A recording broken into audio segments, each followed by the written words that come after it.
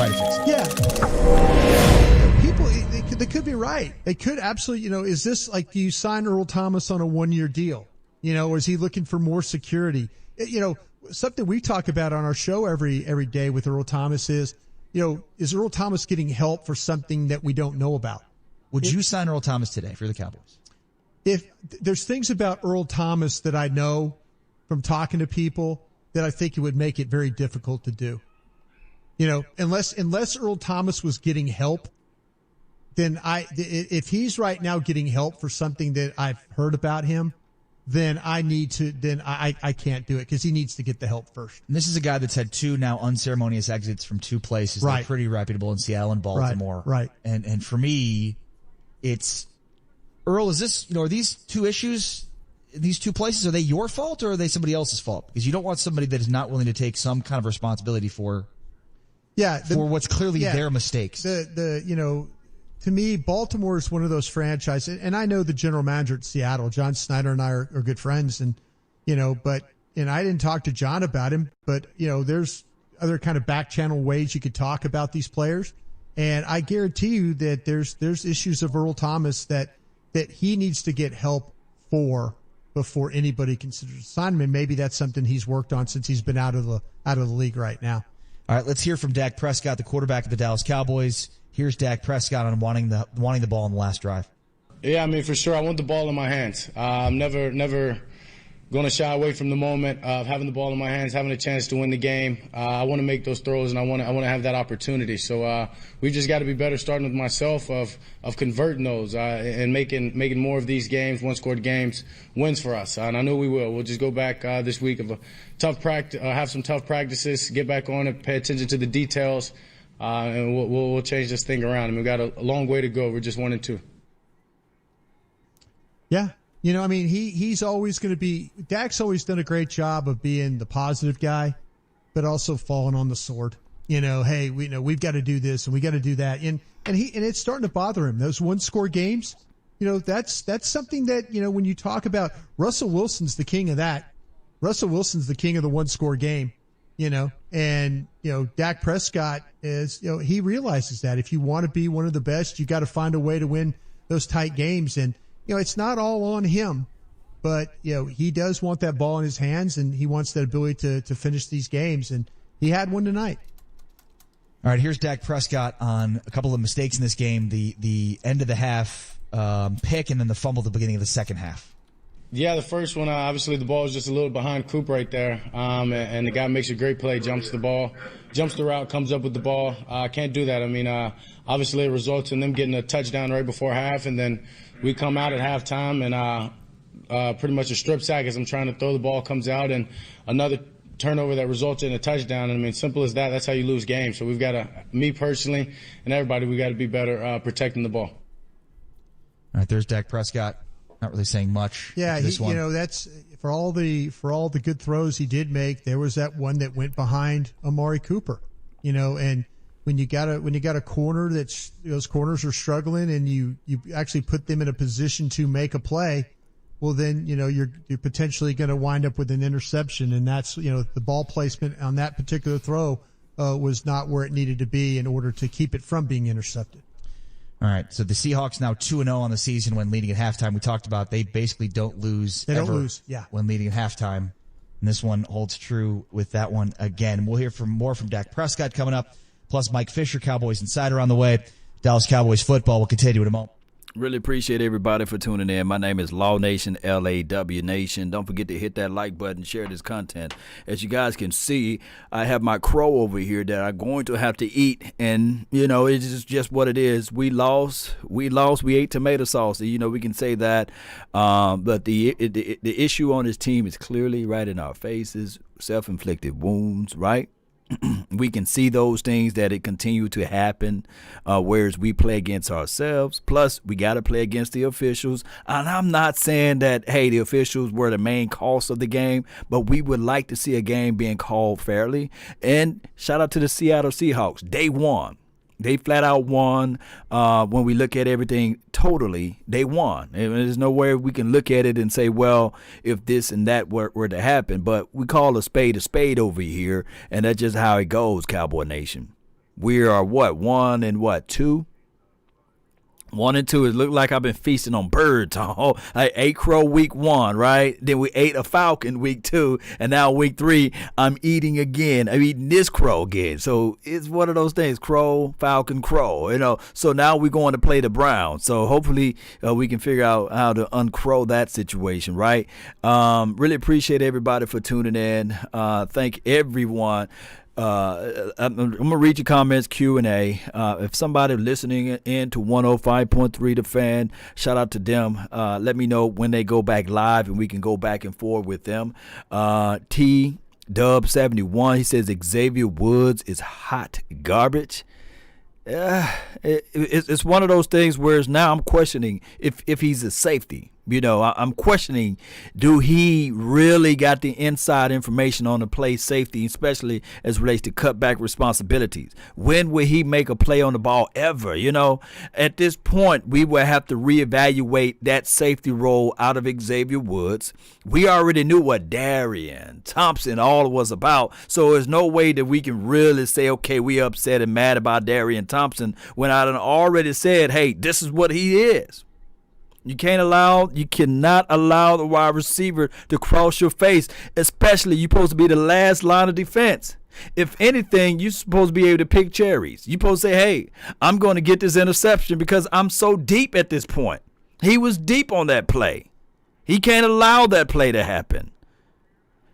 It's just ridiculous in a sense. And on top of that, the special team unit, you cannot allow, Tony Pollard, he's pressing to me. Tony Pollard is pressing. Whoever the special team coach, I got it, bone fossil, right? We know that you was very aggressive last week, but at some point and sometime you got to look at this thing and say, hey, Tony, don't press. Look, we got it. We advanced the ball to the 25. The offense right now is not killing us. Let's just get the ball to the 25, right? There's no need to run the ball out of the end zone. And on top of that, by it being, dare I say, a road game. Now, the honest facts of the situation is that the Cowboys, we have not won a road game since November the 17th. 2019. It's about to be November again after a month from here. Mr. Wright, Antoine Myers, my dog, he says, Lord, we lost the game. Turnovers, penalties, wait too long to play. We can't keep starting off on a bad note, basically. Can't run from behind. Tyler Badass is good. Yeah, Badass is good.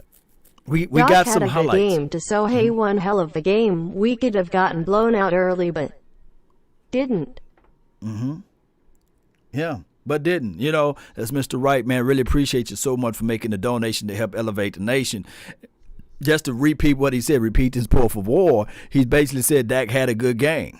So they had one hell of a game. We could have gotten blown out early, but we didn't.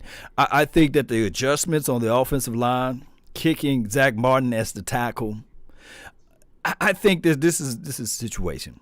What we saw with our natural eyes this week, today, is that's why the tackles get paid so much coins opposed to the guard. That's why the tackles get paid so much. Because if you're going to attack, you're going to attack from the outside edges, right? Because there's so many weaponry that you can do on the edge, defensive edge guy, and also the blitzing guy, that can bring in so much pressure on the edge that you got to protect your edge. But in the same breath, we know that the inside, we very porous right now. We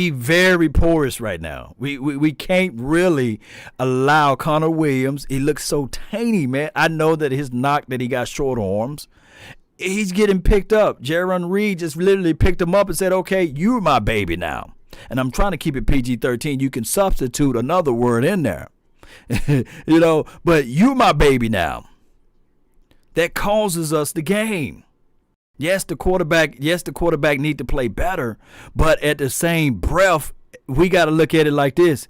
We got to protect better. We saw in this particular game, whereas when we start making the movements and we start making those necessary shifts right there, that all of a sudden the ball was being matriculated down the field. Because of the offensive line helped up a little bit better when they made those moves. Newsflash. How long are we going to go on and on without investing in those type of situations? We know Connor Williams is a shell of himself. Come on now. Let's be real with it. I digress. Let's see if they're on live right now. Just bear with me. To see, the problems, and maybe, like I say, it got to the point where you got behind and you really couldn't get anything going. But in 2 games, the stats seem to look like this is a really good run defense and a really bad pass defense. Right. And he thought maybe that's skewed by. I did. I clearly thought it was one of those things where people were getting behind, against the Seahawks, and they were just coming out throwing, and that's exactly what I thought. But I just didn't feel like it. Didn't feel like to me, there was a couple of the runs, the 3rd down runs, the 4th down runs, stuff like that. I thought that's kind of vintage Zeke. That's what he does. But they just never could. He just never was able to make those, to kind of get anything going. And maybe if you got down what Brad was talking about down in that area where you could have killed some clock, if you were to run the ball pretty well, you'd just keep hammering it and hammer it and hammer it. But even the balls that were thrown to him, he just didn't seem like that he was in very good position to make any plays or get anything out of it. They had the penalty where Joe Looney was downfield, but the screen package stuff wasn't good today. And maybe it's because the Seahawk blitz is not great. It's one of those things when you play against, or they're rushed, you play against a really good team that can rush, then you could kind of get those screen packages and stuff going, but not tonight with Zeke. It was really an off night for him. Yeah, and or it's just Zeke historically has just not been a very good pass catcher out of the backfield. That's a piece too, right? Has it been scheme, or has it been just that Zeke's not very effective as a receiver? Well, we've seen times where they've thrown him screens in red zones and stuff like that, and he's made plays. If you remember, there's been some touchdown runs. Totally. Detroit and some other games where, you could throw him the ball in the flat and he could turn it up the field. But his body position was bad on a couple of throws. I don't think Dak helped him on a couple others. But it just wasn't as productive a game for him, and I'm sure when he watches it, he'll say the same thing. Seahawks are now 2-0 in 2019 when leading at half. They are now 29-2 since 2016 when leading at halftime. 29-2, including 2-0 this season, and they are 15-0 when leading at halftime since 2018. Pretty remarkable. Let's talk about this game with Mike Fisher, Cowboys insider Fish, joining us here on the post-game show. Brian Broaddus, Ari Temkin. Cowboys giveaway game in Seattle falls to the Seahawks 38-31. That's the article that you penned. So give us your post-mortem. Yeah, I would vehemently disagree that this was the fault of Ezekiel Elliott as a pass catcher. I think he's established that he's good at it if his team's good at it. But you lose a game like this, and it becomes the blame game, and you can go all 3 phases here. Offensively, they seem to want to run the screen no matter what. Right. And it certainly looked to the layman like Seattle had it sniffed out every single time. Maybe you should have come up with something else. Defensively, Aldon Smith, once again, Aldon Smith is the MVP of the Dallas Cowboys in 2020. There's nobody else on this entire roster playing at his level, but you gave up 38 points. You'll never win if you give up 38 points, except last week when you gave up 39 and scored 40. And then special teams is just a killer. And you gave up 2 points on the safety. You give up 2 more points on 2 botched PATs. And that doesn't just add up, guys, as you know, to 4 points. There's something psychological about not being able to make an extra point. That sucks the wind out of your sails. So it does. The blame game, offense, defense, special teams, yeah, all of it. I think because this is a quarterback game, a lot of people will say, Dak should have done X. But I thought Dak Prescott, as he almost always does, played valiantly. Not perfectly, but valiantly. Not perfect. And I don't know that Dak Prescott is the problem here, but there's a lot of other fingers to be pointed in a lot of other directions here. Well, point some fingers then, Michael. Well, I'm not going to let you get off that easy talking about it. You're coming on, kind of saying that there's a lot of other things that need to be, but I'll let you focus on a few. Okay. The offensive line's job and the offensive line coach and the coaching staff's job is to deal with issues. And you if everything was perfect all the time and you had all your all-pro offensive linemen always ready to go all the time, sure, then football would be easy. but they don't have Lyle Collins ready to go. They don't have Tyron Smith ready to go. And so you've got to come up with answers. And it looked to me like Terrence Steele at some point in this game got benched.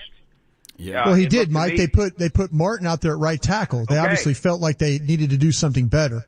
And so that's a legitimate finger point. Are you really prepared offensively to deal with the game of attrition in the offensive line where you lose guys?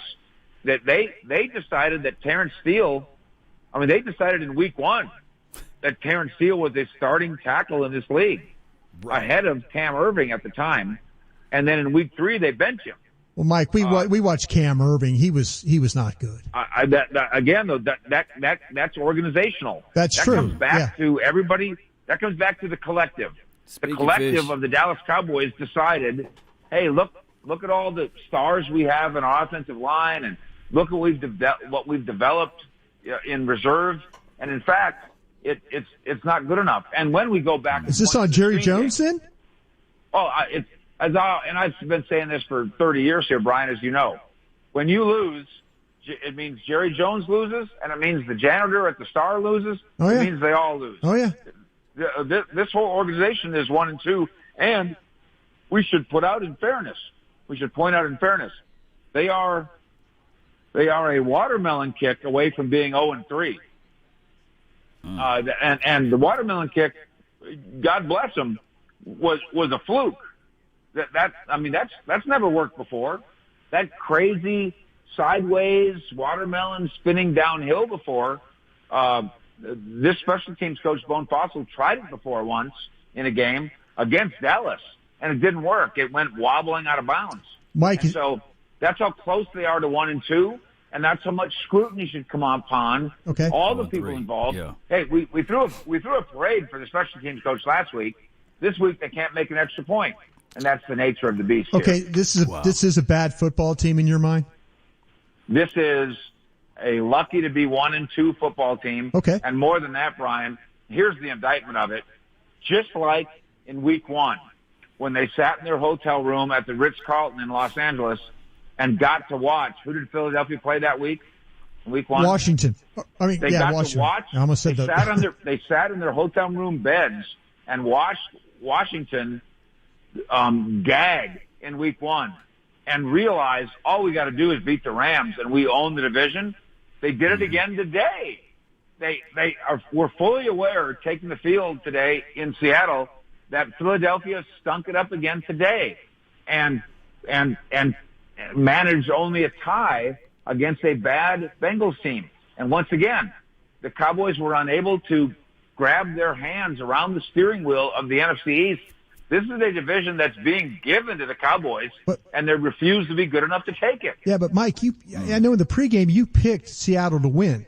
I did. You did, and I picked Dallas to win, so I'm way wrong on that. Yeah. But now you're sounding like that this is a game that they just threw away.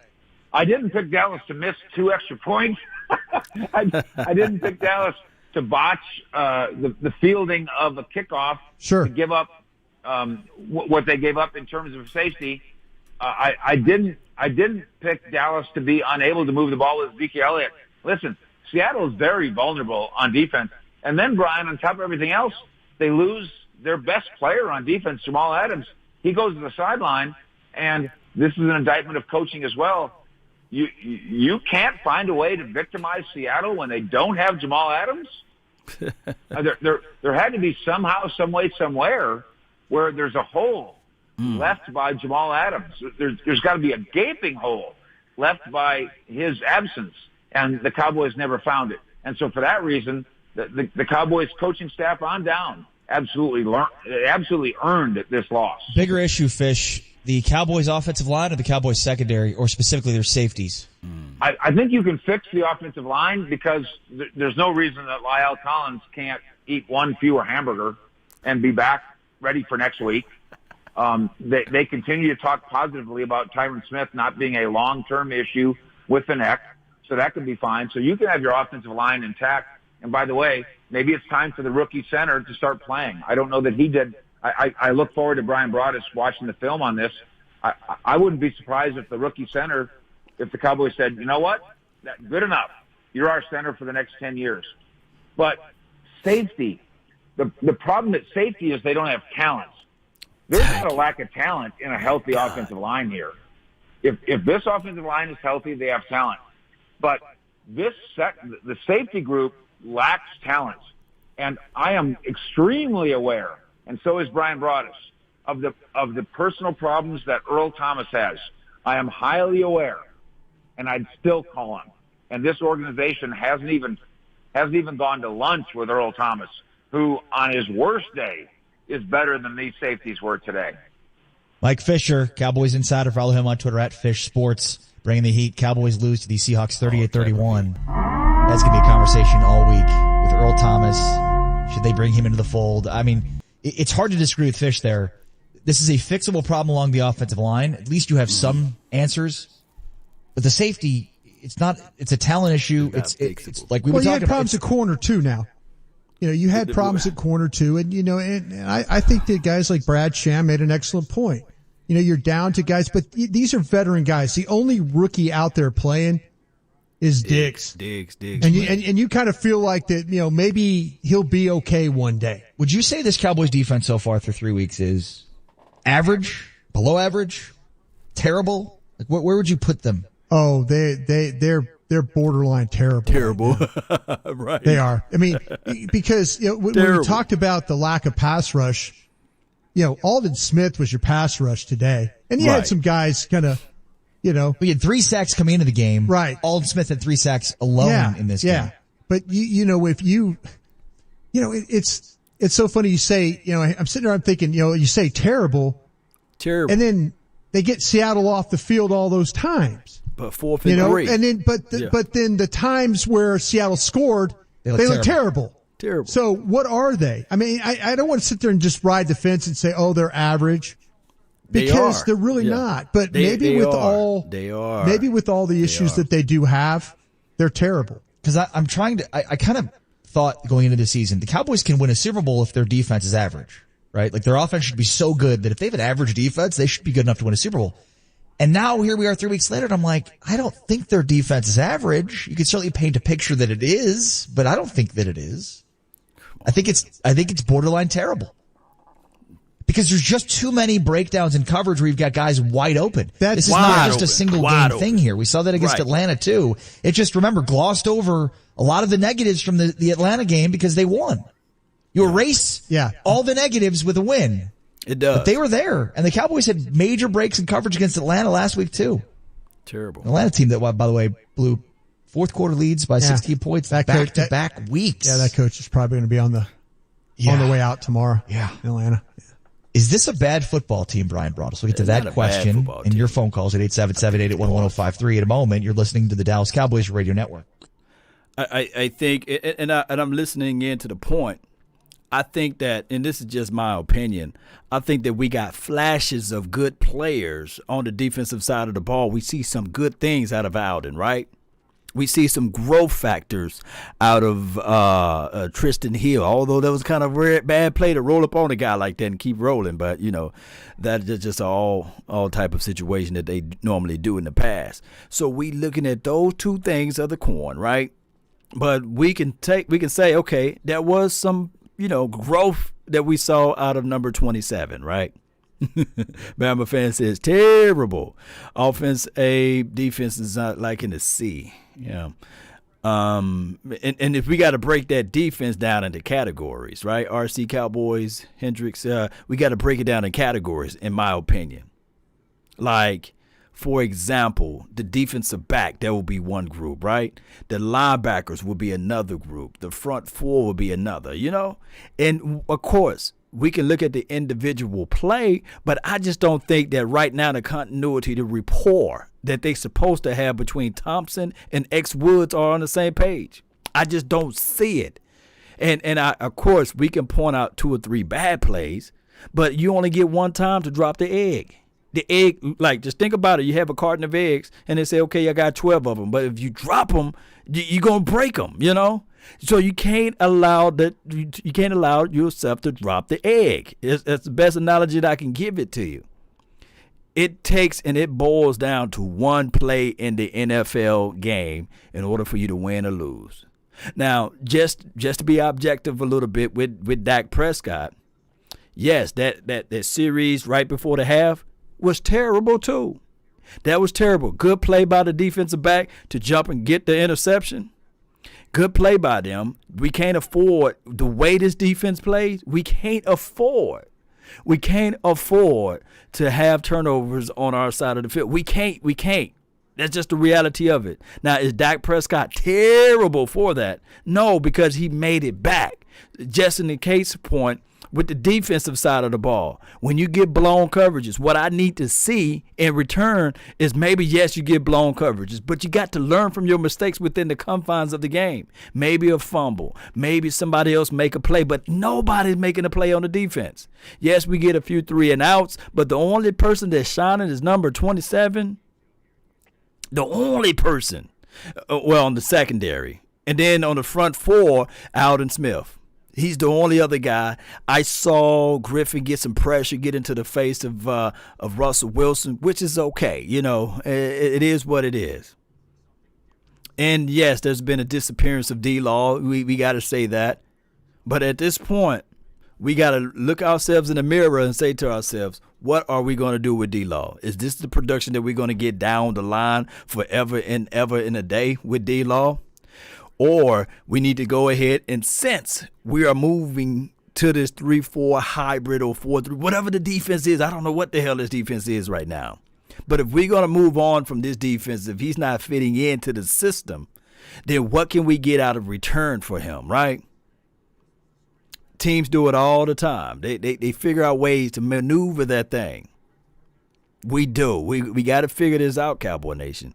If not, we'll be looking at this thing because everything condenses when it get down to the season. Now, we do have time for these guys to get together and start playing off of rapport and stuff. But like the caller just said, Mike Fisher, is talent. There's nothing more that you can do for to put Derry and Thompson in the right position. The brother had right position for that play. But he hesitated. He didn't understand the leverage. When you know for sure that when you look at and do your homework, DK Metcalf, he's not a nuanced route running guy. The moment he cut, you need to be breaking in on that ball. He's not going to cut back on the outside. That's not his repertoire. He's a single line, singularity wide receiver. That's what type of route he's going to run. There's never been a route concept that I've seen him run and he cut deep on the field, what we call slow go, and come back inside or outside or what have you. He's not going to do it. You got to pick up the context clues. You got to watch and understand what you're seeing out there as it relates to film study and beyond. If anything, he's supposed to cherry pick that ball. He's supposed to pick that ball off. He's the deepest guy on the field. It's crazy when we look at the deepest guy on the field get blown out. I digress. Let's see what they came up to get off the field. Yeah, the thing that makes it appear terrible is the busts. When you have guys running wide open. Yes. The fourth down call too. Yeah. I didn't like that fourth down defense at all. Playing zone defense, you knew he was going to throw the ball in the middle of the field to Greg Olsen. He's too smart of a quarterback not to know that. He was going to take advantage of. He knows what's going on at safety in your situation. That's quarterbacking. That's quarterbacking when they see where your problems are and they continue to take advantage of those. That's what good quarterbacks do. They wear you out when you're making mistakes in the secondary. They find it. They find you. And that's the fourth down play. He found Olsen right in the middle of the field. Olsen didn't have anybody around him. That was a simple throw. Just right up, hook up right in the middle, 11-yard gain. That's the biggest thing on this defense. It makes plays. And this is not just this game. We've seen this kind of throughout the season so far. It's like you're watching the game, you're like, they're making plays, playing okay. Oh, yeah. It's like occasionally you see, Tristan Hill makes a play, and then, then he has a roughing the passer. Yeah. And those are the things you can't have. Jalen Smith, he makes a play at the point of attack. But then, he's supposed to be spying Russell Wilson. Maybe that's a bad call. We talked about that spy stuff, all week long. If you're going to spy, you better be able to make sure that you can run, cover, and tackle all in the same time. And Jalen Smith has problems with that when he gets in space. Oh, my God. Let's pause 10 seconds for station identification. You're listening to the Dallas Cowboys Radio Network. Yeah. So that's just the craziest thing of it all. You want somebody with quick change of direction, especially. And I love Jalen Smith. I think that he's a great down-the-hill guy, but change of direction is not there. It's not there. It's not there. And it looked like he was moving in slow motion. And I know what play they was talking about was like a third and short. Like I think 3rd and 5 or 3rd and 6 type of play. And Russell, here he is. He's supposed to be the spy. And Russell captured the corner. Now, granted, it is Russell Wilson, and he's nobody to sneeze at. But it's just the seeing those type of things, understanding that 4th and 3 to 4th and 7 play or what have you, if anything, if you're going to drop, if you're going to play a zone cover concept, drop your linebacker. But make sure that he is not allowing Greg Olsen to turn his hips and be that wide open. It should be a contested catch. I would live better. I would understand better if somebody was there in front of him. They let this guy run free 99 in the middle of the field. Oh, my goodness, I digress. Let's see what else they're talking about. Maybe he saw something, and there's people that have been critical of Dak Prescott that, you know, when he has the progression, does he do the reads? Is he quick enough? Does he make the quick enough decisions? You know, so yeah, I think that to me, the interception is clearly that ball has to be in front. You can't throw that ball behind. You're giving that cornerback a chance to make that play. That I'll put on him. But as far as the fumble, we need to see what happened there with the protection for sure. He did have that second interception as well at the end of the game. Here's Dak Prescott speaking to the media after the game on that last attempt that he had that was an interception. From him. That obviously wasn't as nice of a spiral as I wanted to. I'm pretty sure it slipped a little bit. Didn't have my feet underneath me, obviously, but wish I could have maybe bought a couple of more seconds. But once again, I got to go back and check it on film. Maybe I could have set my feet. Who knows? Who knows right now? I've got to go look at it. And then here's Dak Prescott on that final drive. Cowboys got the football back under 2 minutes and did not manage a touchdown, down a touchdown. Yeah, I mean, didn't get a couple opportunities to push the ball in the end zone. Obviously, it's hard to just to give you the analysis right off the bat. I mean, got to go look at it, got to see the whole 22 on film, but we just didn't give ourselves a chance and opportunity to take some shots at the end zone. Obviously, I had a little chance at the last one. I just tried to give my guys a shot. We came short. The Dallas Cowboys postgame show, home to over 8,500 of your favorite electronic games, more than 1,000 table game seats, and 1,400 luxury hotel rooms. It's always a good time at Windstar World Casino Resort, the official casino of the... Shout out to Windstar. Really appreciate you, my dog over here, Mr. Wright Antoine. To be fair, he says to play law, Jalen had cross routes in front of him and that he was reading. Now, I'm thinking that play, he was the spy guy for the quarterback. Now, even though he had crossers, we still have to understand. They only have, 3 wideouts, 4 at the max. I don't think that it was an empty formation. That's when you have your safety involved in that. And trust me, we will look back at the All-22 and we'll probably have to look into that. But if Jalen Smith is the spy for Russell Wilson, I think that 9 times out of 10, if Russell gets to that edge, it's over with for Jalen. And you can probably lament or have the argument that that's probably 80 or 90% of the players that's in the NFL. Russell versus a linebacker, I think Russell will win. So I can give you that. But I will say that what lost this game more so than anything is our defense. You got to look back at defense. You can't just continue to live with giving up 30-plus points every single week and expecting good results. Now, just in case in point, I got to bring this out just to be objective. Maybe, just maybe, by it being the COVID situation and these sorts of things, maybe that's a situation by it being a new system that you're pulling up.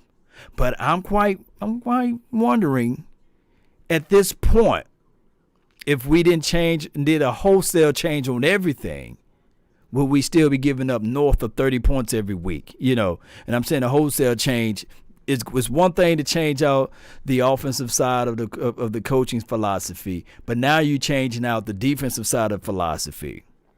I'm just saying, I'm not saying I'm begging for Papa Rob Marinelli or I'm not begging for a Christopher Richard, but what I'm saying is collectively, how much longer will we have to wait for this defense to gel together and stop giving up 30-something points a week? Because this is catastrophic. Because now if the Browns roll up in here and they put up north of 30 points, now we really going to have to come to Jesus meeting about this defense, regardless of how we look at it. We cannot give up 30 points every week and expect this team to do something down the line. God, is he going to take the reins and truly drive down and win a game when he absolutely has to, when the pressure is on him? Yeah, but he drove you down last week to get the field goal to win the game, right? Right. He did. I was at the game. Me and my wife were at the game, and it was amazing. Yeah. But like Broadus did say, you lucked out with that on the little squib kick. It's Fisher said that, not me. I mean, Fish said that. Yeah. To me, I appreciate the phone call, Jason. Thank you. Yeah, thank you. 1053. Yeah, thank you for the call. And to me, I think there's things that you don't want to say.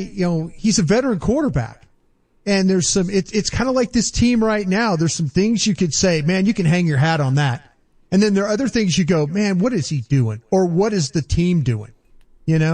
I don't, every time you want to think that somebody's doing something great, I guarantee there's probably stuff that we'll watch with Aldon Smith tomorrow, or when we get the opportunity to study and say, man, he had those sacks, but oh no, he got washed on that play, or he got blocked on that play by a guy. It's just with Dak. Yeah. Last week he came up big. He got you in field goal range, did what he had to do. This week had a chance, didn't get it done, but he realizes what's going on in these one-score games.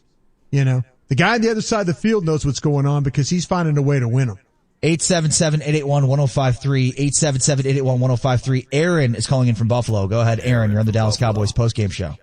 Hey, what's going on, guys? The only thing is I like a lot, which you never seen with the last regime, is changes. Like, they switched the whole offensive line. Yeah. True. And that is huge. Like, when it's not working – and it's not man versus man, beat man versus man. Like, I'm going to be – if you don't have it, I liked it. I didn't expect the Cowboys to win. So, like, I was so content with just the change of just seeing, like, change it up and let's see what happens. And, I mean, it worked to a point. Obviously, we didn't get the win, but I'm content with it. I love the change. Appreciate the phone call, Aaron. Look, David Hellman was tweeting about that just a second ago. Same thing. And I get it. The expectations of this game were, look, this isn't a game you're supposed to win. It's a good team on the road with a lot of injury issues. The problem I have is this game was right there for them. Like, that's the thing is, it's like you can sit back there and say this, well, they don't need it. The division's bad. But this game was there for them. That's the disappointing part here. Is they could have made the plays on the stretch to win this game and didn't, and the other team did, and that's what's disappointing because they were in complete control of this game at one point, which is crazy to think because of all the mistakes and the issues that they had and the deficit that they were facing. No doubt. But we got a call earlier, Broadus. Are they better off than they were with Jason Garrett?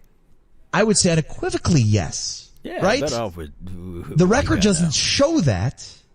But they are unequivocally better right now with their current coaching situation. No doubt, man. Just got to bring this in right quick. Shout out to Vegas 7, big fan of Brian Broaders. Really miss Brian Broaders, Vegas 7. Really appreciate you. We listen in to 105.3 The Fan. That's where you guys can hear and see and go through the post press conference here. And David, really appreciate you for making a donation to help grow the nation. Almost 500 yards passing today. Oh, sure. Dak is the problem, sarcastically speaking. By the way, let me post the link for 105.3 The Fan and the description box there or the chat community there. Really appreciate everybody for tuning in. I keep going back. 8 out of 13 drives, they got Seattle off the field, but when they really needed to at the end, they couldn't, and is that on the, but the mistakes are just so glaring, busted coverages. Ooh. Is that on the coaches? Is that on the players? Are you asking these players to do stuff they're not capable of doing? That's the question you have to ask yourself. Well, and one of the concerns that I had going into the season, with everybody being excited about, they're multiple. They're going to be multiple. They're going to be a 3-4 and a 4-3. It's like that's a little worrisome because you just like them to figure out one and be good at it. Like just like figure out what your best front is and like continue to do that and not be like, oh, we're going to be so multiple. And it's like at times, yeah, they seem to confuse offenses. Then at times they seem to confuse themselves. Yeah, that's the thing about it is, are you asking guys who are backup players to do things they're not capable of doing? And maybe that goes back to what Jalen Smith was talking about. Are we too, is it too much for these guys to have to play those coverages? 877-881-1053. Austin is in Dallas. Go ahead, Austin. You're on the Dallas Cowboys postgame show. Hey, how's it going, guys? Here's the thing. I thought there was some questionable play calling at the end of the game towards those last two drives. Okay, the first one, when we settled for the field goal, it's 1st and 10. We're approaching the red zone, and we do a wide receiver end around or wide receiver reverse on 1st and 10. The jet sweep to CeeDee Lamb. And that wasn't there all game along with the halfback screen, which we did on the second time when we tried to go punch it in and tie the game at the end. And you're just wondering, I mean, so they're overthinking it. Just give the ball to Zeke, and Dak's not Superman. You can't expect them just to save the team again. Like issue though, Austin. Appreciate the phone call. Issue is Zeke has 14 carries for 34 yards in this game, right? So I mean, they were not budging at the line of scrimmage with Zeke Elliott whatsoever. Yeah, the way I guess to make the hay was with the secondary and test the perimeter. Yeah, that secondary was in shambles. And what happened was once they got the lead, all of a sudden it became, okay, the clock is their friend, and now, you've got to find a way to drive the ball, and they weren't going to let you make a play down the field. They got life. After Russ threw the touchdown pass, and it wasn't like kick the field goal, and they had to play that way. Once they know they had to defend a touchdown, they got life. Well, and look, to Austin's point, I mean, we've talked a lot about that second to last drive where the Cowboys kick a field goal. It's a 16-play drive that goes 70 yards. It starts 1st and 10 at Dallas 6 with 9:54 to play. And they were cruising along, getting first downs, chewing up clock. 6 first downs along the way, I believe. 6 first downs, yeah. And then they get the 1st and 10 from the Seattle 26 with 4:18 to play, 4:19 to play. And then they have a penalty. It's 1st and 15. And then they made a short pass to CeeDee Lamb for 2 yards, and then an incompletion to Noah Brown. Yes. And then an incompletion to Michael Gallup. So to your point, the play calling in that particular situation is go twice for the end zone as opposed to, hey, let's try to get 10, 15 yards to get this first down, keep the clock moving. That's my whole thinking was don't give Russ the ball back. Let's be the final team to score. How much does a play caller think about that in the moment, right? Like he's 4:19 left. How much does he have to be thinking about? Yeah. We can't be calling for the end zone here. No, what if you just kept driving, and even if you kicked the field goal to win it, but you kick the field goal with, say, 1:05 left, and they don't have any timeouts or something like that. Right. That's my goal, was to not leave them any time. Well, I think that what happened is they didn't trust the kicker. And that's why they was trying to go for the touchdown. And it ended up being one of those situations where they had no choice but to kick the field goal. That's why it was 31-30. In my opinion, that's what happened. That they made the plays. They made 2-point plays and you didn't. Yeah. You had 3 touchdowns that resulted in 6 points, 18 points over 3 touchdowns, 2 missed extra points and a missed 2-point conversion. They haven't made a 2-point conversion all year. So I mean, the extra points that you gave up, the broken coverages, and then that drive where you had an opportunity to bleed the entire clock and you didn't. Or try to bleed it as much as you could. Yeah. And you got it from 10 minutes to 4 minutes, but then you couldn't go much further than that. You kick a field goal, they go right down the field, score, and you can't get the return score. Brian Broaddus, Ari Temkin. Cowboys lose 38-31. Dallas Cowboys football will continue in a moment. Yeah. So that's what my thoughts were on that, man. I really appreciate everybody for tuning in. It's a loss, and a loss is a loss is a loss. But when we go over this thing with a fine-tooth comb, I still got to eat the crow, right? Yeah, y'all see my crow over there? I got who's gonna grab the beak? The crow dancing around making fun right now, but it's time for us to eat the crow. So who's gonna grab the beak? Who's gonna get one of those eyes? The belly of the crow. It is what it is. Shout out to the Seahawks. They won. They got the better quarterback, dare I say. They got the better coach, or they got the better team, or what have you, if you want to look at it in those factors. DK Metcalf had a crazy game, right? We can look at it like this. One of the somebody in the chat was like, well, go out there and get Ha Clinton Dix. Maybe, just maybe, Ha Clinton Dix was a gamer. Maybe he wasn't a good practice guy. I would think that in games like this, experience matter, right? And we look back at everything, the collective turnover situation creating as relates to the secondary. Nobody got more than he do, in the last 10 years, So he would at least bring in some experience. Maybe he can recall some things. I would rather see Ha Clinton Dix out there and for us to at least give a peek and see what he do in a live game opposed to being practicing guy, right? So at some point, we have to look at that, and at some point we have to think about, if it's not an Earl Thomas, who else is out there? Eric Reed. I don't think that Eric Reed is a bad player per se. I think that maybe we need to call him up for a cup of coffee and say, hey, we having safety issues right now, but damn it, I guarantee you will be better than a Darian Thompson. Regardless of whether or not people look at it from the political prowess that he brings to the table, it's about winning games, baby. It's not about looking out there for fun and showcasing and these sorts of things, because at the end of the day, we're eating crow. We're eating crow right now. Damian Snacks Harris, whatever his name is. Hey, what's good? You want a cup of coffee again? I know the Chicago Bears take the long, good look at you, but right now we need some help inside. We do. That's the reality of it. We cannot continue to play like this and hoping that somebody would pick this up. We got newsflash, Cowboy Nation. We got Odella coming in the house next week. We got Juice coming in the house next week. Those boys are sure hand catchers. And then they tight end is nothing to sneeze at as well.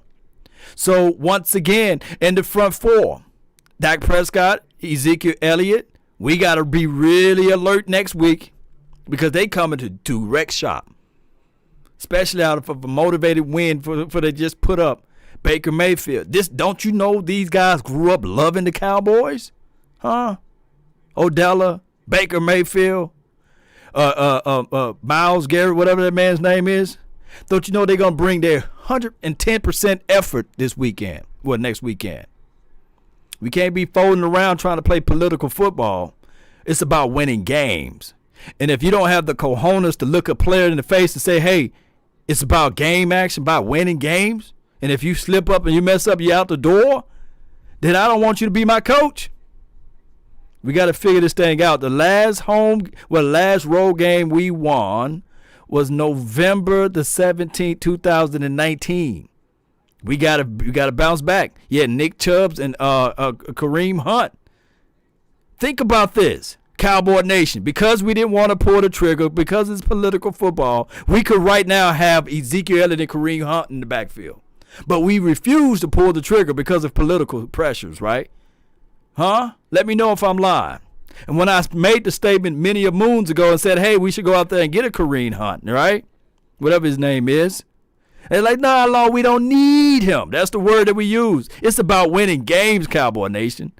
Leave the political stuff and leave the off-the-field stuff out the window. I need players to make some plays happen. And if I'm paying you millions of dollars, and it's not cheap for them to go to the games, right? It's not cheap buying this stuff to watch it on TV. If I'm paying you all of this money, you need to figure out ways to coach this up. Huh? Let me know if I'm lying. That's the reality of it. We got to stop playing political football. We do. Somebody see you says go Browns. I didn't know it was a Brown fan in the world, right? Shout out to you, though. Crow, you got some yummy. Yeah, Eric Mack. Yeah, Crow it looks delicious, but it's not. 1-3 is for Joe. He's trying to speak that out there, right? Devin Frost. Should be 2 easy wins next 2 weeks. Should be. That's the operative word. They running tough, Law. This is from Chris. Yes. Oh, my goodness. They going to run tough. Kareem Hunt. Yeah, okay. Appreciate you, Chris. Yes, that's his name. Right now, he probably doing a whole lot better than what my dog Tony Pollard is doing right now. Yeah. Kellen Moore sucks at play calling. Yeah. At this point, I think that he's a hell of a guy of drawing up plays, believe it or not, like Ripley's. But he draw them up at the wrong time, if that can make any sense. Like these games, these moments sometimes can be too big of a situation, and they don't match right? I mean, peanut butter and jelly is good, but peanut butter and mayonnaise is not, It's like jelly and ketchup, they both good, but not together.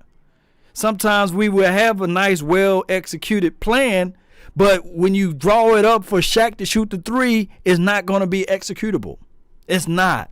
That's not the point in the time that you need to draw those plays up.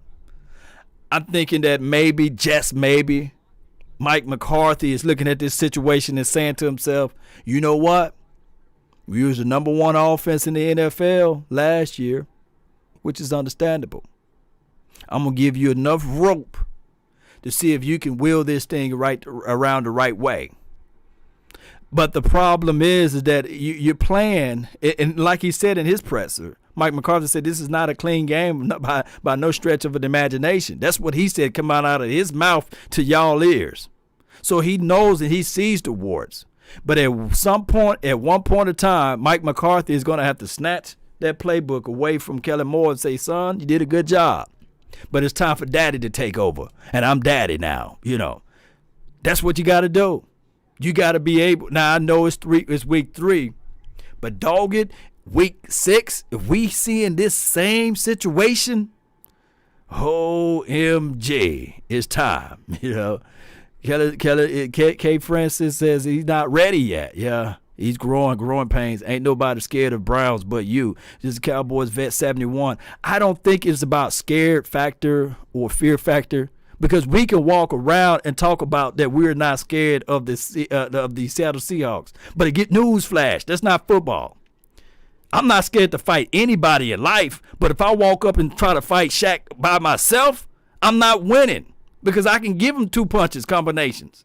I'm quite sure that I'm not going to fold to Shaq. But the moment he grabbed me, it's over with, baby.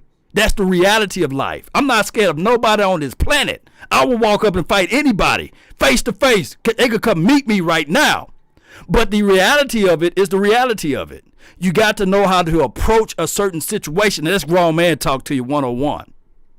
That's reality talk to you 101. We can't be scared, yes.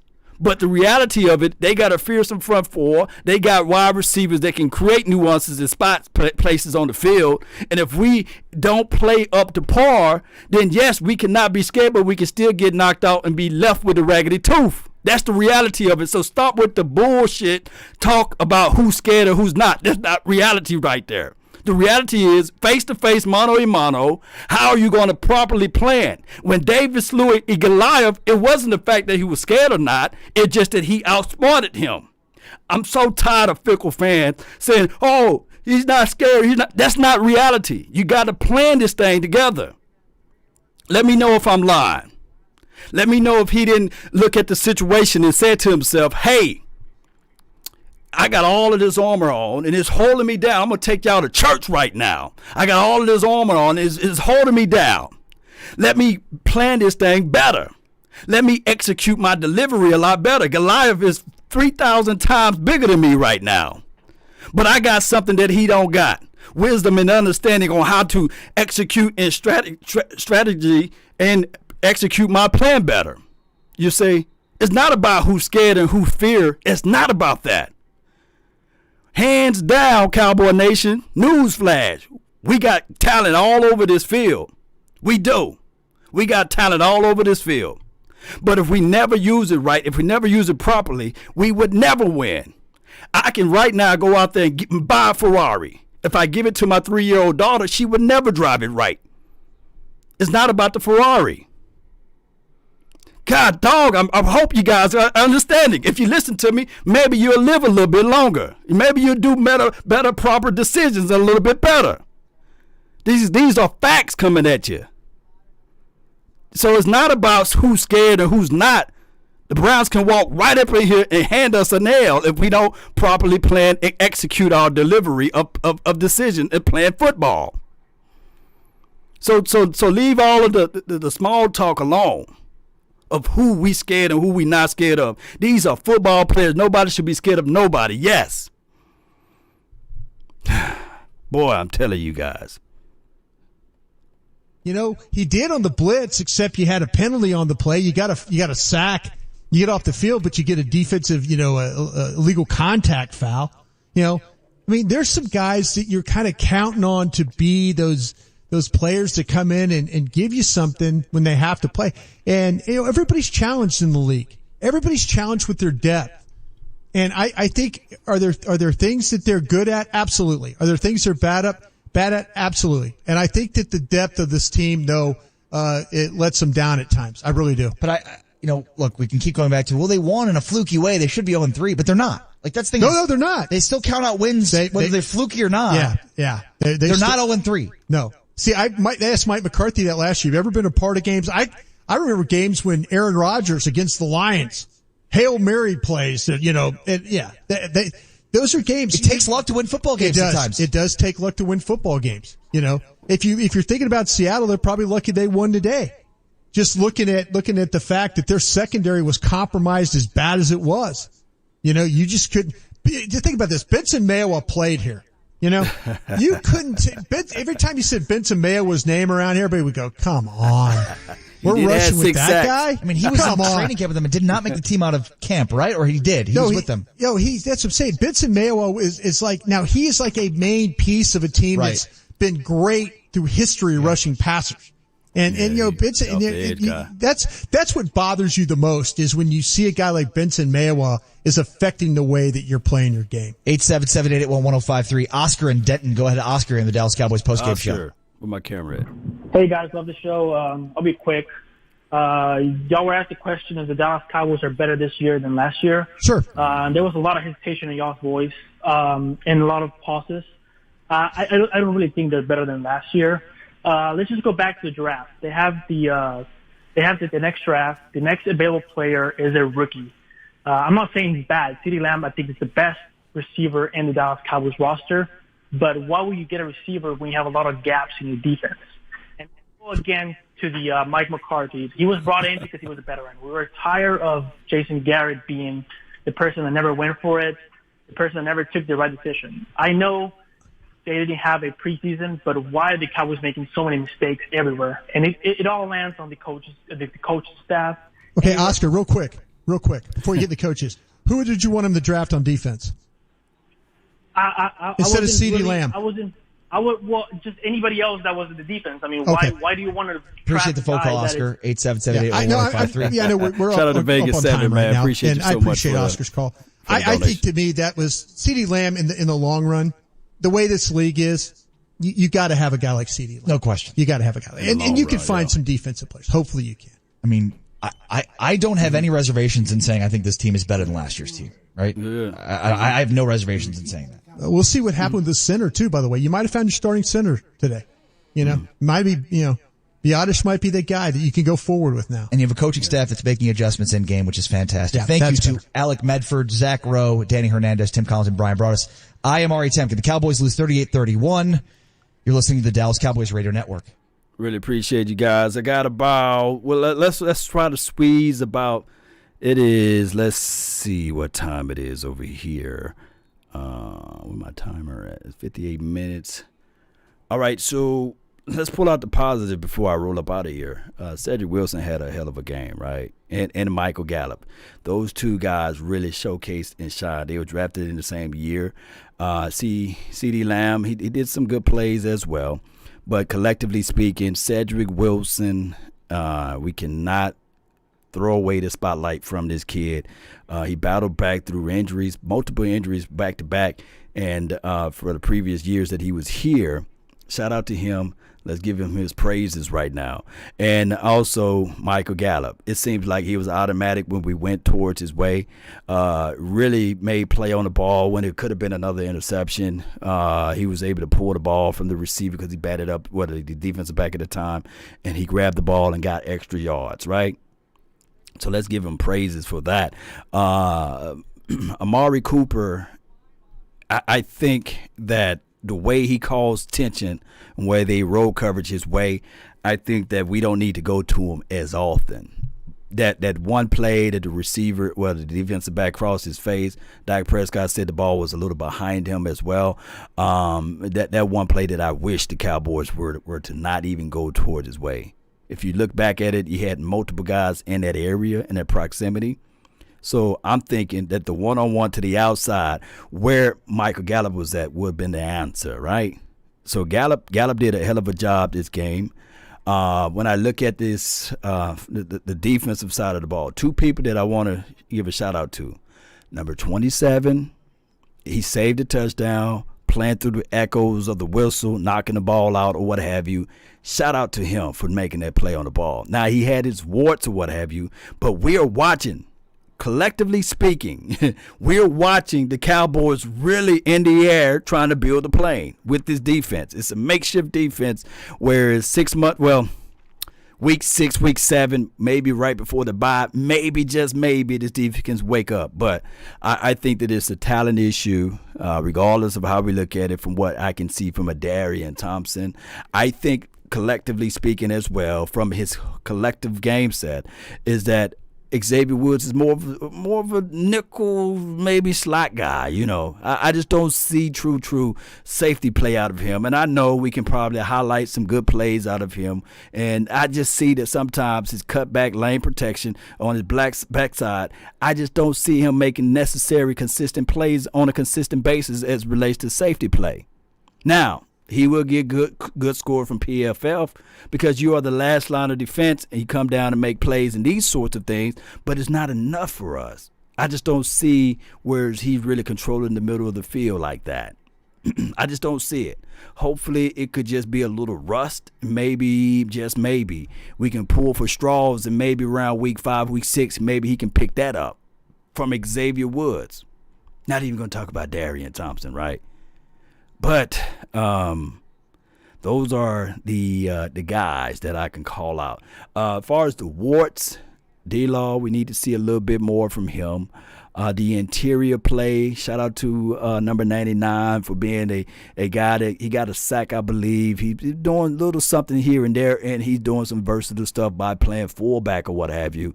But we really still need to have a little bit more presence from the inside. I do know that we are a two-gap system, so you would never, ever see the safety on the inside of the field like the front 4 defensive line guy, the guy that played the one tech, get a lot of pressure. We're not going to see that. But we need to see that pocket collapse a little bit more, right? All right, far as the linebacker play, Jalen, I think that Jalen did a hell of a job. He got blocked in the back. They didn't call that or what have you. I think he does a better job going straight, vertically. It says north and south. East to west, I'm still got a big reservation on Jalen. Big old reservation on it. And that's just how it goes from here, Cowboy Nation. That's what I can see from the broadcast. And maybe I'm going to watch this game about 3 or 4 times. And it's hard to watch these games 3 or 4 times. Can Moore stop calling shotgun runs for Zeke and Zeke down the hill? He's a down the hill runner. This from D-Link. Yeah. I think that we need to do something better. BG, what's good? Love this guy. Appreciate you, man, BG. My Fort 06 Eric Reed at safety, man. But they love playing political football. His stance on Black Lives Matter and beyond, the way he calls out things, I don't think that Jerry Wayne Jones and his sponsors would allow. We still making payments at the Star in Frisco. We still making those payments out there at the Arlington, and they are major sponsor dollars. And I think that it's a political situation with him. And as much as we like to leave politicals and politics out of the football arena, Dallas Cowboys is the last place that Eric Reed would probably fall to. That's just being reality of it. Because every time there's a crime or a police shooting, he's going to speak out. He do not bite his tongue or he do not close his mouth. And he's not going to be able to play for this team, unfortunately. But if I can give you the PC answer and say, he's trash or he's not that good, yeah, I can say that.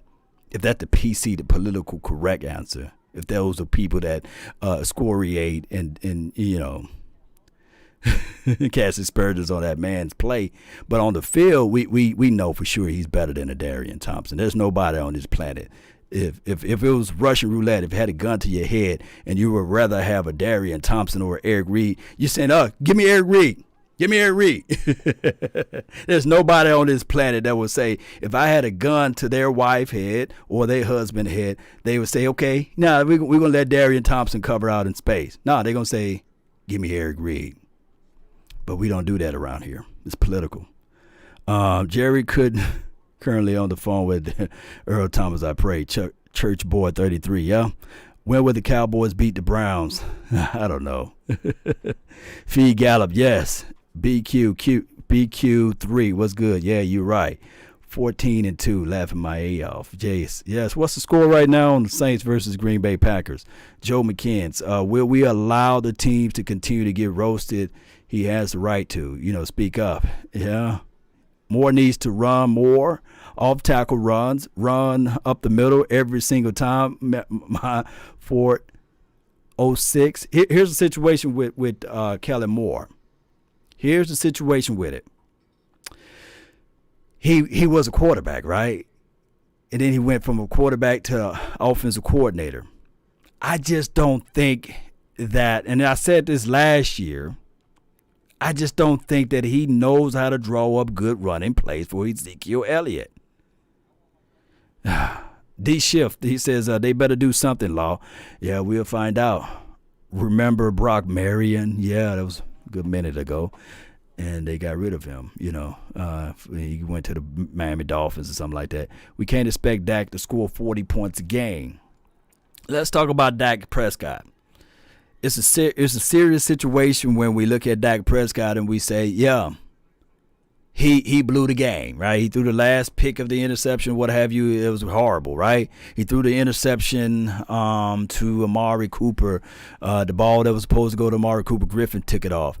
And we can talk about the quote-unquote fumble that was caught in there by Jaron Reed or what have you. Benson Mayowa, I meant to say.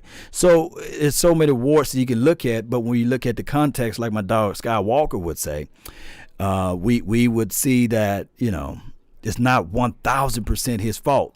Now, granted, we can't afford those interceptions at those moments, and we got to call a spade a spade. So at this point, Dak Prescott got to go back to the locker room and go back into the coach's face and say, hey, I blew the game, right? I blew the game. That's what leaders say. Hey, I blew the game. We're going to make it better next week, right? I can't do these boneheaded plays, and that's the hopeful situation. But I guarantee you guys, this right here, 27-20 right now. Okay, Green Bay versus the New Orleans Saints. Okay, let's see if the Saints can pull off. I can't stand those Green Bay Packers. But here's the hopeful part of it, right? If the defense look back and they look at themselves in the mirror and Tony Pollard say, you know what, I can't run that ball out in the end zone. I can't push the receiver in the back if that's Jalen Smith. We get calls close to us.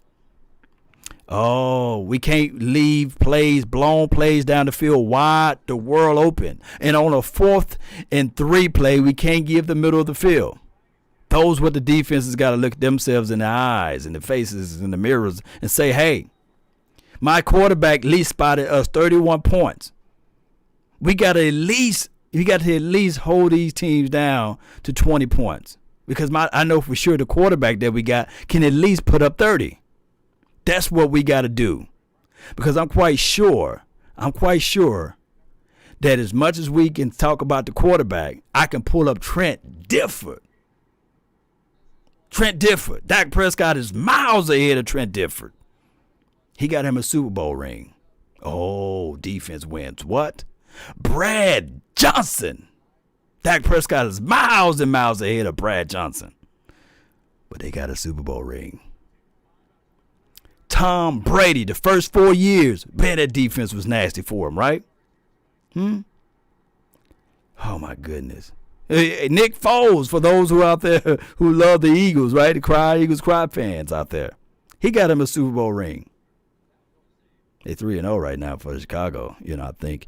Oh, I can just go on and on. The same team that we just faced today. I digress. If the defense play a lot better, we win these games, regardless of how we look at it. That's what I'm trying to say. There's no way in this planet that Eli Manning is better than a Dak Prescott. Yeah. You got 2 Super Bowl rings. Ben Roethlisberger. Y'all see him play in the Super Bowl? All right. That Cowboy Nation, that's all the time that I have for this beautiful moment. Although it's a crow-eating fest right now, really appreciate everybody for tuning in. Don't forget to hit that like button, share this content. Let that friend, neighbor, foe know where to go when they want to tune in to Cowboy Sports Talk and beyond. Let's go, Cowboy Nation. Let's figure this thing out one way or another. But the defense got to at least be a defense that can do turnovers, takeaways. If they're going to give up points like this, we got to figure out what. We can't have a rookie to all of a sudden play this game, and he's the guy that's only making plays. And then we got an Alden Smith who haven't played in 4 years. Be our sack guy leading. That's just crazy, Cowboy Nation. It is. It's flat out crazy. We got to figure out how to do better than this, right? 1 hour and 10 minutes I've been live. Let's go, Cowboy Nation. Let's continue to find ways to fight. We got to continue to fight, right? Let's go. Yo. Bama fans, shout out to you. James Reynolds, really appreciate you. Thank you so much for tuning in. Jessica, really appreciate you. Got to hang out with family. We're going to watch the rest of this game. As far as the Green Bay Packers versus the Saints, who that, huh? All right, defense is what we need. This is from Billy Joe. Shout out to you, man. Don't forget to post me where you guys are from. Eric Mack, yeah, I got to eat the crow. I'm not running from anything. Devin Frost, really appreciate you, man, so much. Let's continue to find ways to grind, Cowboy Nation. I see y'all. Jessica, I saw that. 14-2 is what you predicting. I love it. I love it. Shout out to you, Big C. Shout out to you, G Live. Shout out to you, Quest Elohim. Really appreciate you. Mac Anderson. Everybody that's here. I'm going to tell you guys just one thing. Write this down. When you're up against the struggles, meet it squarely face to face. Lift your chin, set your shoulders, plant your feet, and take a brace. When it's vain to try to dodge it, do the best that you can do. You may fall, you may conquer. See this thing through. Even hope may seem but futile. Then with trouble may be beset. Remember, Cowboy Nation, we're facing what other legends have met. The Michael Irvins of the world, right? Troy Aikmans. Roger Staubach, huh? Black may be the clouds about you and your future may seem grim, right? But don't let your nerve desert you. Keep yourself and fight and trim. Like I said, even worse may bound to happen. In spite of all that you do, Cowboys Nation, running from it will not save you. Head high, eyes through the finish, Cowboy Nation. Continue to grind. I say this all the time. Even the prize fighter knows that even when he's going down, he's still swinging blows. And when he get laid out, he try to lay it on his back, because if he knows if he can look up, he can get up, Cowboy Nation. And we going to get up. It's just one loss. Oh, my bad. For right now, it's 2 losses. Oh, okay. But it's not out. We're not out. We continue to fight. The Browns, maybe the defense can learn something from this game, right? Maybe they can make some trade acquisitions, huh? But where's your faith, Cowboy Nation? Let's go.